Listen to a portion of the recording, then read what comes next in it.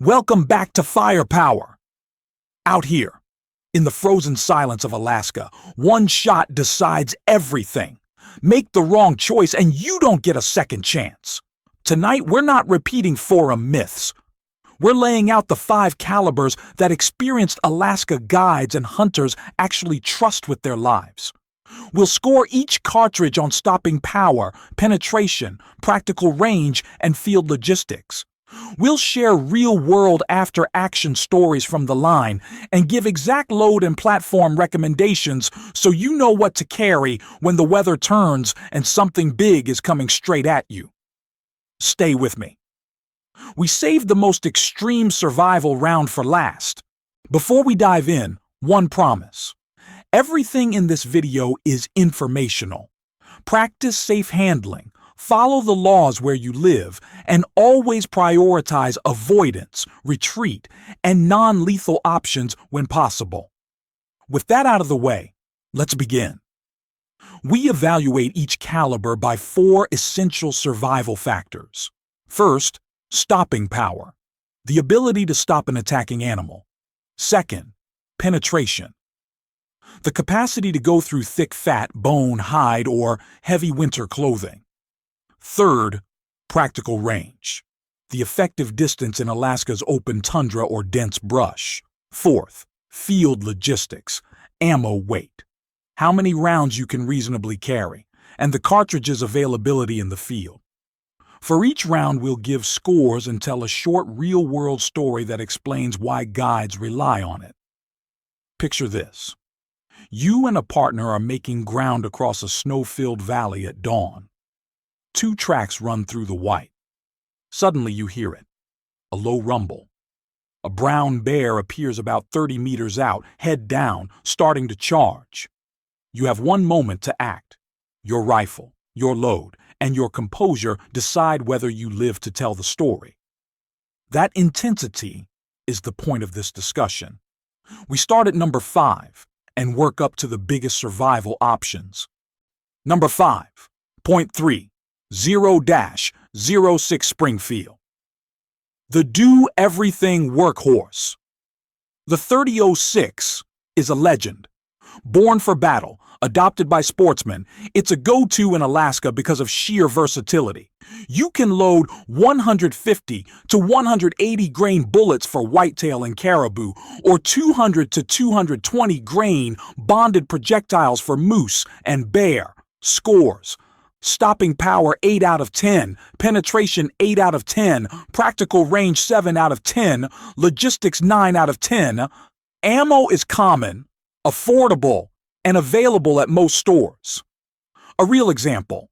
A southern Alaska guide reported a clean kill on a moose at 220 yards using a 180 grain bonded round, the bullet passing through shoulder into the chest cavity.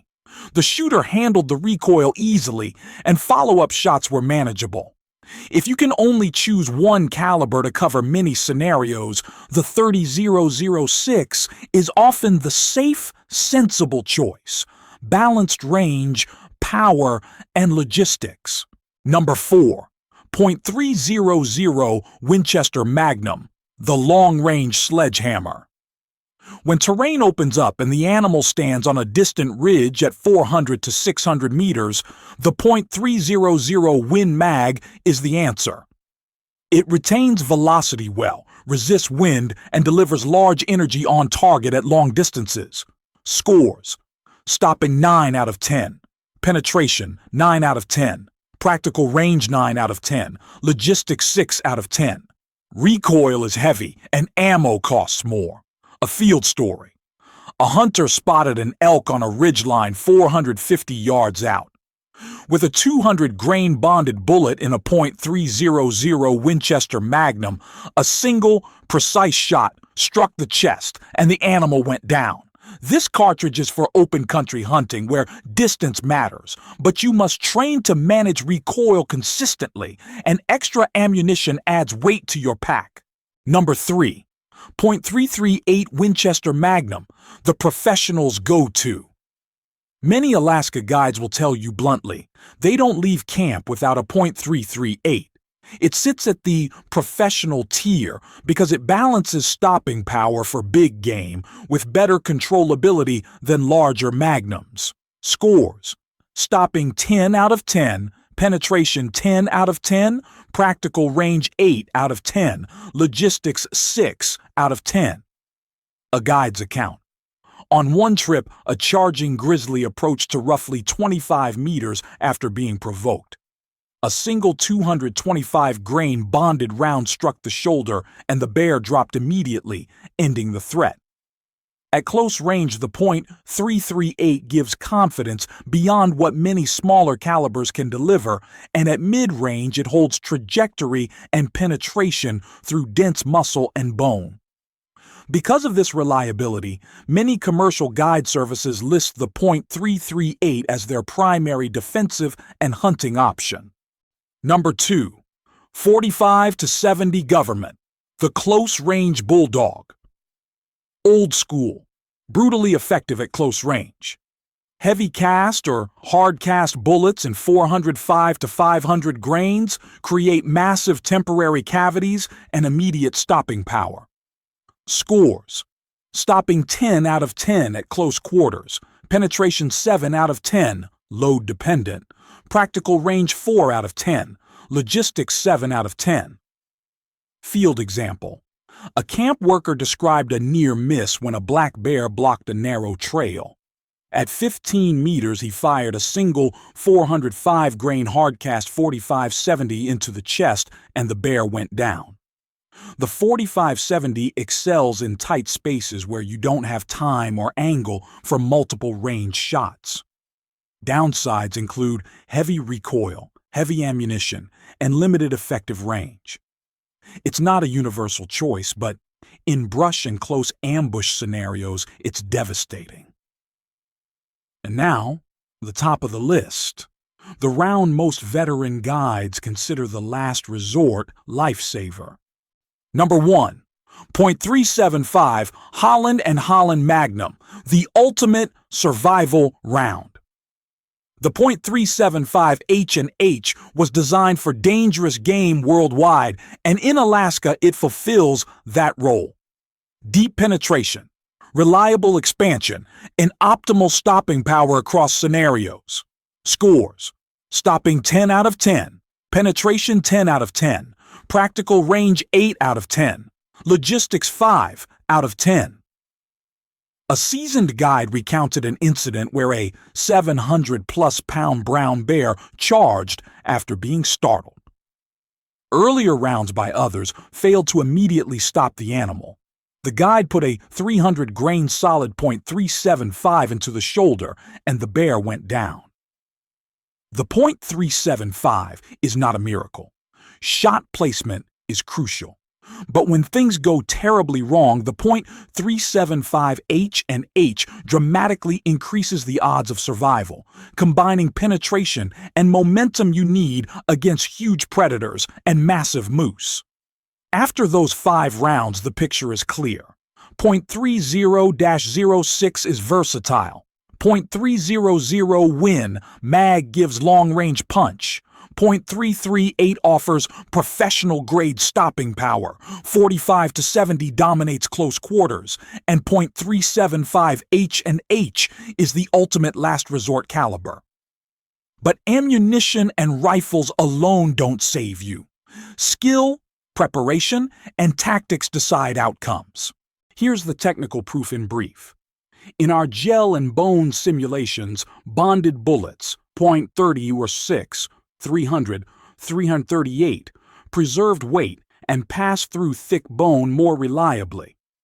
The 45-70 with hard-cast loads destroyed soft tissue rapidly, but sometimes failed to penetrate deeply through heavy bone. The .375 H&H, both in solid and bonded forms, showed consistent deep penetration and large wound channels. The conclusion: for hunting and survival in Alaska, bonded or solid projectiles are essential. Fragmenting bullets reduce penetration when there are multiple layers of fat and bone. Now, logistics and gear. If you must pack 2 calibers for a multi-day Alaska trip, a practical configuration is 1 box of 8 to 12 rounds of .338 Win Mag, 225 grain bonded as primary, plus 6 to 8 rounds of 45-7405 grain hardcast, or a handful of 375 H&H for the ultimate contingency. Bring moisture-proof ammo carriers and insulated cases, sub-zero temperatures, and moisture affect primers and oils, so plan accordingly. More important than cartridges are survival protocols. If you encounter a bear at 100 meters, don't run. Back away slowly, make noise, and use bear spray fur. Only fire when you're being charged or when retreat is impossible.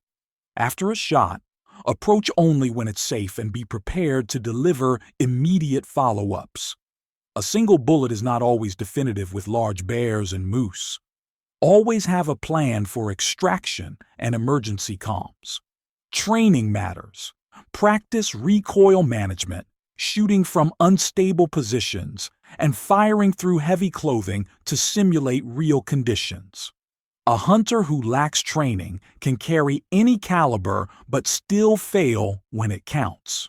2 hard rules before we close. First, prevent encounters through proper food handling, campsite hygiene, and awareness. Second, choose a caliber you can practice with regularly. Don't buy a heavy Magnum you can't shoot accurately. Consistent practice beats raw power every time. To summarize, if you need one versatile, readily available caliber that's proven across situations, 30-06 is a solid all-around choice. If you prepare for extreme scenarios and accept additional weight and recoil, .338 Winchester Magnum or .300. Winchester Magnum gives superior long-range performance. If you expect close quarters encounters in dense brush, the 45-70 is devastatingly effective. And if you want a final, reliable option for the worst-case attack, .375 H&H remains the undisputed top survival round. So here's a question for you.